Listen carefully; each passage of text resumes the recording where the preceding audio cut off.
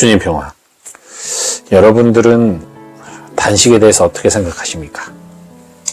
어떤 분들은 단식을 하면 정신이 맑아지기도 하고, 그래서 간헐적 단식, 건강을 위해서 하시는 분들도 꽤 되시잖아요.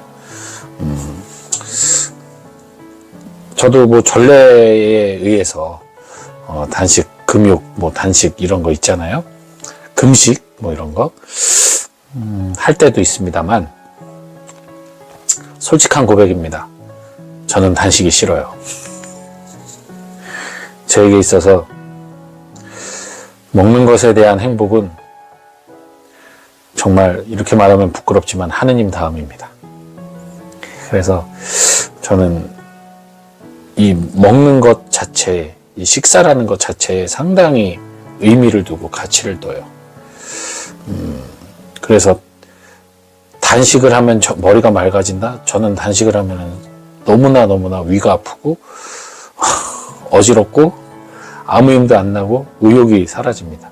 단식을 하면. 뭐라 그럴까요? 참 이 주둥이의 행복에 너무 많이 제가 매여 있는 것 같긴 합니다. 네, 어쨌든 살찐 사람들의 특징이죠. 마른 분들은 음식을 많이 먹어서 여기까지 목에까지 음식이 차면 되게 디스커스팅, 거북하고 스트레스를 받는데요. 근데 저는 여기까지 차서 토할 것 같으면 너무 행복한 거예요. 이렇게까지 내 몸에 충만하게 양식이 찼구나. 그리고 또 어떤 분들은 배고프고 그러면 화내시는 분들이 있어요. 배고프면 화가 난대요. 그런 분들은 보면 많이 마르셨어요. 마른 분들이 배고프면 왜 화가 날까? 제 나름대로 생각을 해봤더니, 그래. 자기 생존권이잖아요. 이 마른 분들은 진짜 살기 위해서 먹는 분인데, 생존권이 위협을 당하니 화가 나죠. 분노가 생길 수 있겠구나. 이런 생각이 들어요. 근데 저는 배고프면 슬퍼요. 슬프고, 네, 우울하고 배고프면 그렇습니다. 근데 어쨌든 단식이라는 부분이 오늘 저에게 위로를 주는 게 뭐냐면, 오늘 예수님께서 이런 말씀을 하십니다. 신랑이 함께 있는 동안에는 단식할 수 없다. 저에게 예수님이 함께 계시기 때문에 저는 단식을 안 해도 상관이 없겠구나. 나에겐 늘 축제고 늘 잔치상이겠구나. 뭐 이런 생각을 해보기도 했습니다. 어쨌든 그래서 이렇게 살이 쪘고 그래서 이렇게 병이 생기는 거죠. 저는 정말 조절이 필요한데 참 엄청난 과식을 하는 건 아닌데 저는 과식을 하는 사람은 아닙니다. 폭식을 하거나 그러진 않는데요. 꾸준히 잘 주워 먹다 보니까 돼지가 아무거나 주워 먹다가 이렇게 살찌듯 저도 그래서 살이 찐 게 아닌가 싶습니다. 갑자기 이런 자괴감 드는 얘기를 계속 하네요. 어쨌든 오늘 사람들이 예수님께 왜 선생님의 제자들은 단식을 하지 않습니까? 라는 질문을 합니다.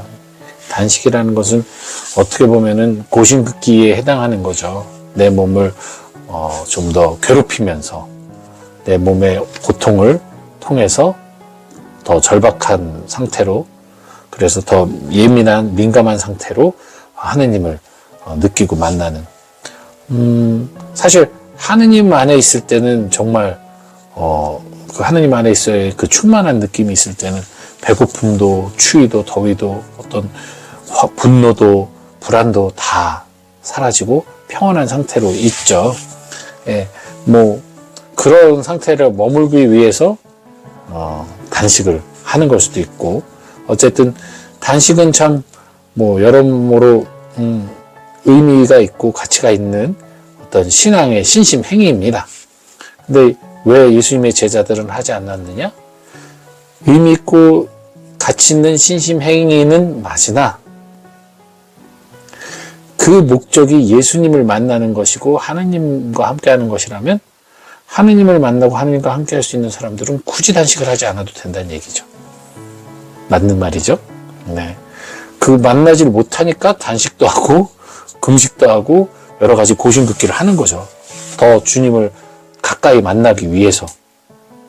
근데 주님과 함께 있다면 뭐 이미 소원이 성취됐는데 굳이 내 몸을 학대할 필요는 없는 거죠.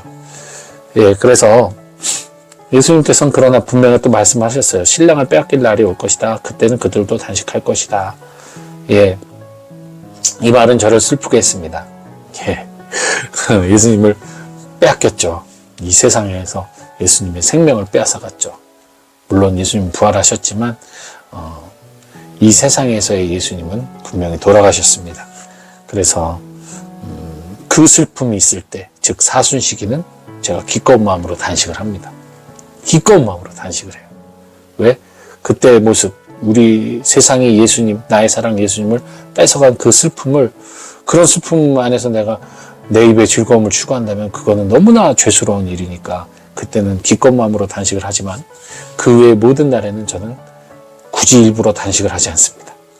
어쨌든 그리고 예수님께서 이 이야기 이후에 헌옷과 새 옷, 그리고 헌 가족부대와 새 가족부대 이야기를 하십니다. 물론 이게 구약과 신약에 대한 어떤 비유를 들어서 하시는 말씀, 구약의 약속, 그 약속이 이제 신약 예수님의 시대에 와서는 의미가 없다.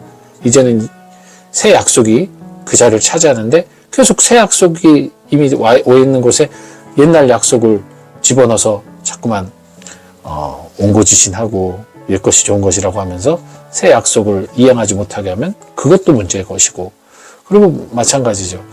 구약에 있는 사람들, 그러니까 헌 약속에 머무는 사람들에게 아무리 새 약속이 주어져도 그걸 받아들이지 않고 척화한다면 그것 또한 받아들여지기가 어렵겠죠. 사실은 그러한 문화적 변과 같은 신앙 접변 시대에 예수님이 계셨어요. 구약과 신약의 진짜 이 중간 시대, 혼란의 시대에 예수님께서 오셨기 때문에 사실은 당신이 말 그대로 새로운 언약의 출발점이신데 구약의 그 옛 약속에 얽매여 있던 이들에게는 벗어나기 쉽지 않은 그런 문화죠. 우리 어르신들이 지금 7, 80대 되신 어르신들이 스마트폰으로 어떤 앱을 깔고 이런 거 한다거나 어떤 인터넷으로 뭘 주문을 한다거나 하는 그런 거 너무 어려워하시잖아요. 그죠? 그런 거 하면은 다 자식들이 와서 해줘야만 되고 설명서 좀만 길어도 읽기 귀찮아하시고 힘들어하세요. 분명히 젊어서 당신들이 또 하실 때는 분명히 하셨을 거예요. 저희 어머니도 그 옛날에 타자기 그렇게 잘 치시던 분이에요. 그 옛날 어머니 젊었을 땐 타자기 치는 사람이면 대단했거든요. 근데 키보드 시대로 컴퓨터 시대로 바뀌면서 타자기는 의미가 없어졌죠. 컴퓨터 시대. 또 컴퓨터 시대가 왔을 때 컴퓨터 타자 치는 사람들 이거였죠. 근데 그분들 지금 스마트폰 이 문자 속도 느려요. 지금 젊은 어린 친구들의 속도를 못 따라가죠. 이렇게 시대는 점점 시대가 흘러가면 과거에 머물렀던 사람들은 어떻습니까? 현재 것을 따라가기가 쉽지가 않아요. 결국 과거에 머물 수밖에 없는 거예요. 안타깝죠. 하지만 내가 그 현대를 따라가려면 끊임없이 쉬지 않고 그 시시각각 변화하는 조금씩 변화하는 그 문화를 내가 계속 받아들여야 돼요. 그 에너지가 있다면 나이가 먹어도 내가 지금 젊은이들처럼 문자를 할 수 있고, 물론 지금 젊은이의 그런 지능을 따라가긴 쉽지 않지만 그럼에도 불구하고 노하우와 나의 경험과 나의 지혜를 합쳐서 어느 정도 지금 젊은이들의 수준을 따라갈 수 있어요. 그렇다면 신앙도 마찬가지입니다. 구약과 신약으로 나눠서 구약은 절대로 구약의 언약을 믿던 사람들은 절대로 신약의 언약으로 못 넘어간다. 아니죠. 벌써 예수님 시대에 예수님의 제자들이 증명했잖아요. 구약의 사람들이었는데 신약으로 넘어갔어요. 그들이 그렇게 할 수 있었던 거는 뭡니까? 결국은 마음속에 끊임없이 있었던 갈급함, 변화에 대한 갈급함, 그리고 중요한 것 선택, 결심하고 선택하고, 그리고 그 선택을 포기하지 않고 끝까지 항구에 따라가는 인내가 있었다는 거죠. 그리고 그것은 어떤 지식이나 어떤 나의 피지컬적인 능력이 아니라 오직 성령의 인도하심으로 가능했다라는 사실. 그래서 우리가 구약에서 신약으로 넘어갈 수 있었던 것은 결국 성령의 인도예요.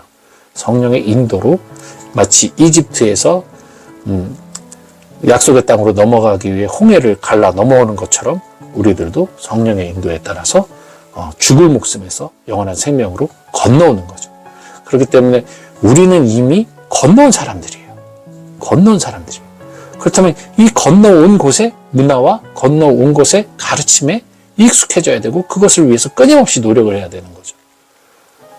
나에게 좋은 정말 최신형 스마트폰이 주어졌는데 내가 옛날 투지폰 쓰던 사람이라서 이거를 할 줄 모르니까 나는 그냥 전화만 쓸 거야. 그러면 새로운 약속, 새로운 곳에 와도 새로운 문화에 속해도 결국 나는 과거를 살아가는 수밖에 없거든요. 그렇기 때문에 내가 새 거를 받기로 결심하고 내가 왔다면 각오하고 시작하는 삶인 거예요. 이집트의 파라오의 병정들을 피해 홍해를 건너는 위험을 무릅쓴 것이 대단한 것 보이지만 사실 그 이유가 진짜였거든요. 그 이후로 광야에 그 40년의 시련을 겪어야 된 이 이스라엘 백성들, 당장 그 홍해를 건너는 것만 해도 그들은 엄청나고 대단한 일, 죽음이 쫓아왔잖아요. 그것을 넘어서는 일이 대단한 것처럼 보이지만 실제로 더 대단한 건 바로 광야의 삶이에요. 이건 우리의 인생하고 똑같습니다. 그 홍해를 건너는 것이 바로 우리에게 세례거든요. 죽음의 삶에서 세례를 통해 새로운 삶의 시작이에요. 그리고 그 새로운 삶의 시작은 바로 광야의 삶의 시작이에요. 우리의 인생은 광야의 삶입니다. 그래서 우리가 이렇게 고통도 받는 것이고 혼란도 겪는 것이고 의심도 하는 것이에요. 그 사이에서 하느님과 함께 가면서 성령의 인도하심으로 가면서 우리 약속의 땅 하늘나라까지 가는데 어떤 사람은 40년, 어떤 사람은 80년, 어떤 사람은 10년 만에 가겠죠. 바로 그 광야의 여정이에요. 진짜 삶이라는 거죠. 건너선 그게 대단한 게 아니라. 그래서 우리는 이제 새 언약, 새 부대에 속한 이들입니다. 그렇기 때문에 거기에 걸맞는 삶을 살도록 우리 스스로가 끊임없이 성령의 인도를 청하면서 성령의 지혜를 청하면서 살아가야 돼요. 그러지 않으면 여러분 결국 다시 단식하는 사람들이 돼버리는 겁니다. 예수님을 잃어버리고 예수님을 찾기 위해서. 그럼 얼마나 중세 때 그래서 그런 문제가 많았어요. 그 고신긋기를 해서 그 자기를 끊임없이 괴롭혀서 신앙을 유지하려는 사람들, 죄를 안 지려고 하는 사람들 많았어요. 얼마나 가슴 아픈 신앙생활입니까? 이 감사하게 만들어놓은, 행복하라고 만들어놓은 이 세상을 누리지도 못하고 극단적인 자기 학대를 통해서 하나님을 만나겠다고 애썼던 그 많은 사람들. 하나님 사랑하는 마음은 찐인데 너무나 가슴 아픈 삶이에요, 사실은. 그렇지만 반대로 너무 또 먹고 즐기는 것으로 이제 예수님하고 함께 있다가 내가 먹고 즐기는 것에 너무 집착을 하게 될 경우 그것도 잘못된 거죠. 새 언약에 맞춰서 즐겁게 살라고 한 거지 새 언약에 맞춰서 쾌락을 누리면서 방탕하게 살라는 건 아니니까요. 예, 제가 지금 몸이 여기저기 아픈 이유도 어떻게 보면 너무 지나치게 그래서 그런 게 아닐까라는 생각도 들고요. 그래서 반성을 합니다. 어쨌든 여러분, 새 포도주인 여러분, 새 부대에 담겼어요. 그 맛을 낼 수 있는 여러분들이 되시고요. 새 옷을 입었어요. 꼬매고 입는 것이 아닙니다.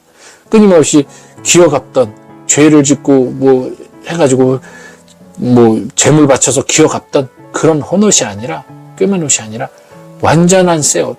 그저 우리가 살면서 약간 더럽혀지지만 그 죄의 먼지를 털면, 회개를 통해 털면 다시 새 옷이 되는, 그리고 세탁, 고해소에서 세탁 딱 하면 다시 새 옷이 되는 그러한 옷을 입은 사람들이니 그러한 사람답게 우리 행복하게 살아가시길 바랍니다. 저는 형님 기일미사 7주년 기일미사 하러 어머니를 모시고 갑니다. 저희 형님 이유재현 스테판을 위해서도 기도 중에 한번 화살기도 부탁드립니다. 주님 평안.